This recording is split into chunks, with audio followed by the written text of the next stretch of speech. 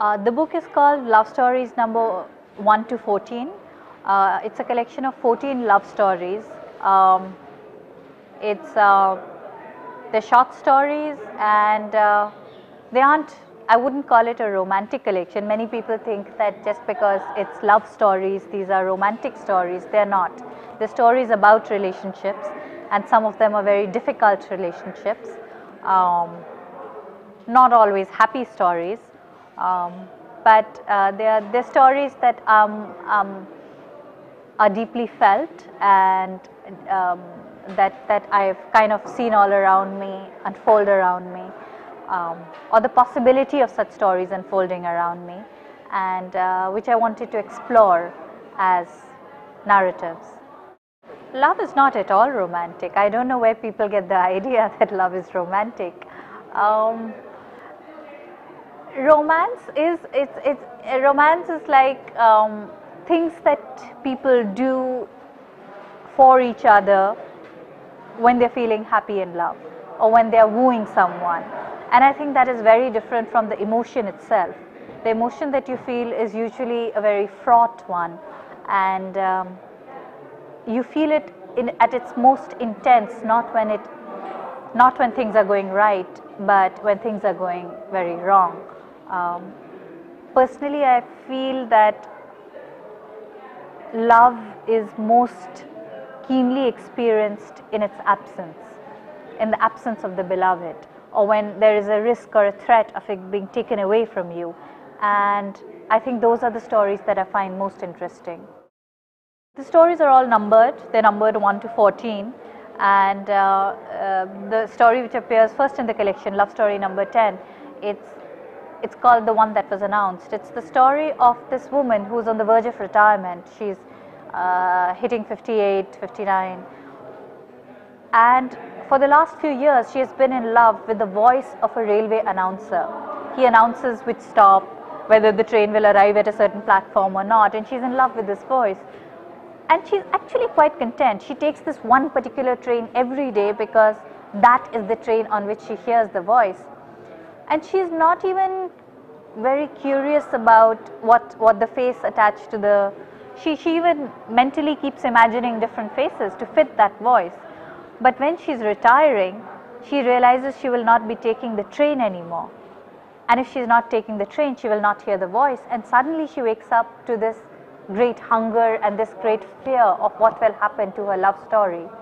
So that's one story. There's another story in which a woman, young woman, has a boyfriend, and the boyfriend wants to take the relationship further, make it more intimate.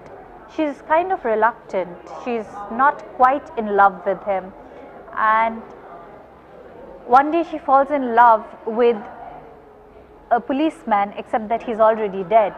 She sees a news report and she sees him on the news, and she falls in love with him. And that is the story. What happens when you fall in love with somebody and he's already dead? There's another story about this woman whose engagement breaks. She's kind of left high and dry at the altar. Her boyfriend says that, her fiance says that he doesn't want to get married to her, and she leaves. She leaves the town, she switches off her phone, she doesn't tell anyone where she's going, and she just keeps moving from one stop to another. She gets onto any bus, any train, and the whole story is really about how her leaving, her journeying, and her coming back, and all the while the story is really about the mother's attempts to come to terms with this daughter's heartbreak. So yeah, those are the kind of stories there are. Well, my last book was also which was co-authored. Me and my co-author, both of us wrote short stories, and we interlinked them. So each story, one story leads to another story, leads to another story. That was what we were trying there. I don't particularly prefer the form. I write across different forms, but I think I just wanted to write one story, and I wrote that one story, and then I wanted to write another story, and so I wrote that story, and I kept writing, and then one fine day I realized that I may have a collection. So that's how it happened. I think mostly for this particular collection, the inspiration has come from one particular image, or one particular, just a fleeting conversation, or knowing one person, just knowing one person, and I have not known their life stories necessarily. I have built up from what I imagine their stories to have been. So the story, for instance, about the railway announcer, it is traveling in a train and suddenly hearing a certain kind of man, his voice, and noting how other women in the train were reacting to that voice, and then building up from there. Love story number one is, I had this one image in my mind of this woman and a blue-green plastic folder in which a medical report is kept. That was the image from which I was working. In another story, there's a man. The story is the one from Radhesham B Cooperative Housing Society. I used to see this man in a building housing society. He used to sit on the roundabout all day. He was an old gentleman in his late 60s, I think, mid to late 60s, and he would just sit on the roundabout and he would do exercises, like light exercises. He would put his hands up, he would rotate clockwise, anti-clockwise, and I would watch him and I would think that I knew he didn't have a story, but if he had a story, how it would play out in this kind of housing society complex. So mostly the inspiration is real life. It's people, things, objects. Sometimes it's objects. Well, the stories are from different cities. They're not from just one city, obviously. But people who live in Bombay or people who live in Delhi will be able to identify certain stories. They will know that, for instance, the way a certain train works, the way railway announcements are made. There are clues embedded in the story, but I haven't located them. I don't say this is a Bombay story, or this is a Delhi story, or this is a Calcutta story. You're free to imagine where they are.